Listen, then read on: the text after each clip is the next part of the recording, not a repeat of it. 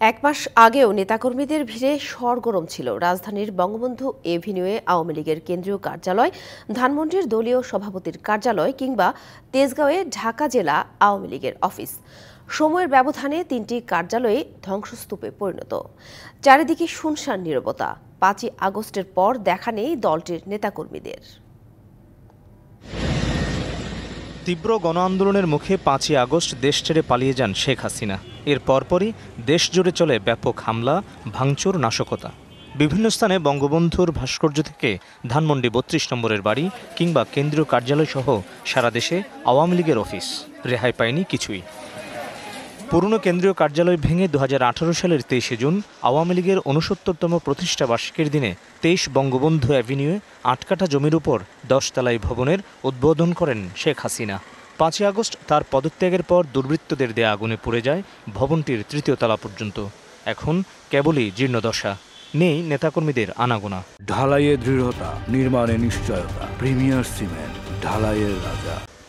যে যার মতো পারছে টেবিল, ডেস্ক বা অন্যান্য জিনিস সাথে চেয়ার ছিল নিয়ে নেওয়া হয়েছে, লুট করা হয়েছিল। যখন দেখছি এরকম আগুন লাগছে তখন আমি চলে গেছি। এরপরে আর আওয়ামী লীগের কোন নেতা টোতা আসে উঠে নাই ভাই, দেখিও নাই। শুনছি যে 15ই আগস্ট পালন করার জন্য মনে হয় কিছু পোস্টার লাগানো হয়েছিল, তারপরে আর কেউ আশেপাশে আসেনি।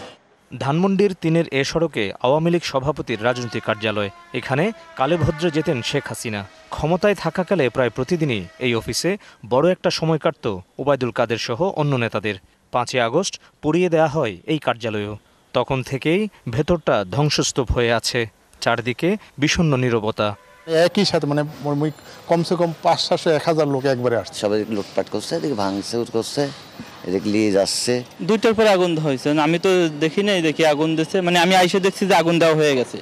গেল বছরের ৩রা জুন তেজগাঁওয়ের ঢাকা জেলা আওয়ামী লীগের এই অফিস উদ্বোধন করেন শেখ হাসিনা। সরকার পতনের দিনই কার্যালয়টিতে ব্যাপক ভাঙচুরের পর জ্বালিয়ে দেওয়ার ঘটনা ঘটে। দেখলাম কেমন করে আগুন লাগায় একটা ভাঙচুরটা মানে ভাঙতাছে, নিতেছে। ভিডিও কনফারেন্স ছিল প্রায় ৩৫ লক্ষ টাকা দাম, ওটা নিচে গা। জেনারেটরটা প্রায় ৭০ লক্ষ টাকা দাম, ওটা নিচে গা। ৫ই আগস্ট থেকে আত্মগোপনে আওয়ামী লীগ নেতারা, এর মধ্যে গ্রেপ্তার হয়েছেন অনেকেই। রাজনৈতিক দল ও বিভিন্ন মহল থেকে দাবি উঠছে গণহত্যার দায়ে সাবেক প্রধানমন্ত্রী শেখ হাসিনা এবং আওয়ামী লীগকে বিচারের মুখোমুখি করার। এমন রাজনৈতিক বাস্তবতায় কবে নাগাদ দলীয় কার্যালয়গুলো খোলা হবে, কে বা আওয়ামী লীগের হাল ধরবেন, সেটি এখন বড় প্রশ্ন। Mohammad Hussain, DBC news, Dhaka.